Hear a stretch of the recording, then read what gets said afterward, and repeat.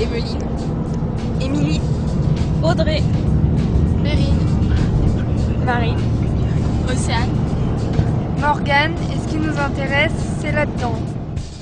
Et oui, ces élèves de première S s'intéressent au blanc d'œuf, et plus précisément à une protéine du blanc d'œuf, le lysosyme. Le mercredi après-midi, lorsque les cours sont terminés, ces lycéens jouent les apprentis chercheurs et tentent de reconstituer la structure de cette protéine. Mais pour cela, pas question de rester au lycée, c'est dans de véritables laboratoires et notamment au synchrotron Soleil qu'ils vont expérimenter. On va fréquenter des grands scientifiques. C'est plus par curiosité pour voir comment ça se passait dans un atelier scientifique, voir comment les scientifiques pouvaient travailler. Aller au synchrotron Soleil, c'est pas donné à tout le monde, donc je considère ça comme une chance. L'idée de cet atelier scientifique commence en 2009 sous l'impulsion de la région Centre, du rectorat d'Orléans-Tours et du synchrotron Soleil. Deux enseignantes de SVT basées en Eure-et-Loire proposent alors un projet qui séduit immédiatement.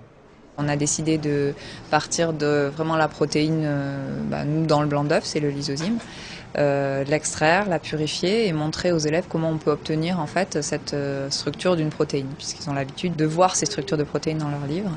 Et donc essayer de voir un petit peu comment on aboutit à ces choses qu'ils voient couramment en cours. Mais avant de se rendre sur le site du synchrotron, la jeune équipe doit tout d'abord extraire, purifier et cristalliser la protéine. Des chercheurs de l'université de Chartres et du CNRS acceptent alors tout naturellement de leur prêter main forte. Donc ici, on va faire l'étape cristallogenèse, production des cristaux. Donc là, la nucléation, qu'est-ce que c'est? C'est les premières molécules, on va dire 3, 4, 5, qui commencent à s'agencer les unes sur les autres. Ça, c'est ce qu'on appelle un noyau. C'est la nucléation, c'est le point de départ du cristal. D'accord? Vous allez passer dans la phase qui s'appelle la phase de croissance cristalline. Devant leur paillasse, les élèves se familiarisent avec les instruments du jour. Boîte de culture, agents de cristallisation, solutions de protéines, micropipettes. C'est pas facile au début.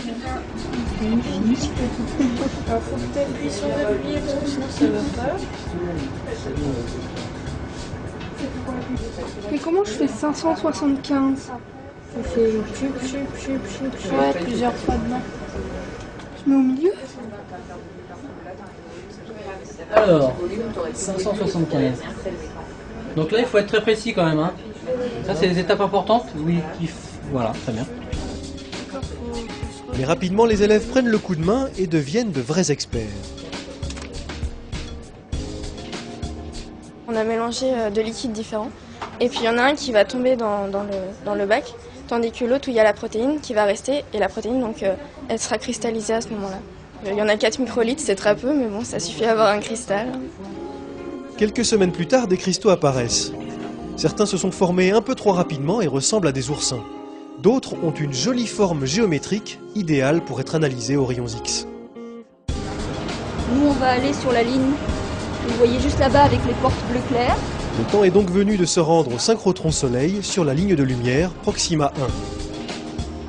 Moi, quand j'étais jeune, j'étais toujours très motivé par la science, mais je n'avais pas d'idée dans ma tête de devenir chercheur. Et ça aurait été intéressant de savoir à un âge jeune qu'est-ce que ça implique.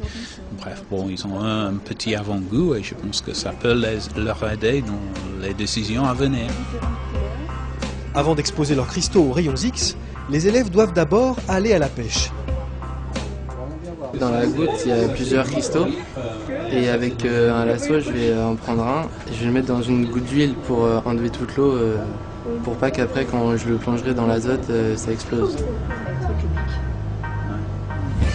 Tu vas pas souvent à la pêche, hein? C'est parfait, ça pique. Là tu plonges. Faut juste plonger. Essaye de prendre. Oui, parfait. C'est bon, Jeanne? Oui, c'est bon. Donc là, tu dis oui. Dans les livres, on découvre les expériences quand elles sont terminées. On ne les découvre pas quand elles se font au fur et à mesure. Et donc l'idée c'était de mettre les élèves en situation de recherche pour que petit à petit ils voient comment on part d'une idée, comment on la construit petit à petit, comment on fait progresser sa réflexion et sa recherche pour arriver au résultat qu'on va avoir aujourd'hui, c'est-à-dire l'observation d'un cristal qui a été purifié, cristallisé, obtenu au bout de quelques mois de travail. On a voulu éveiller peut-être quelques vocations scientifiques et les amener dans le monde de la recherche qui, pour l'instant en sciences, effectivement, manque de volontaires.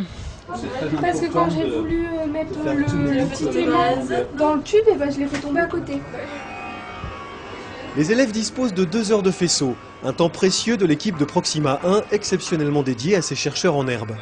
Ils vont pouvoir analyser la structure de leurs cristaux grâce aux intenses rayons X de la ligne, comme le feraient de véritables scientifiques.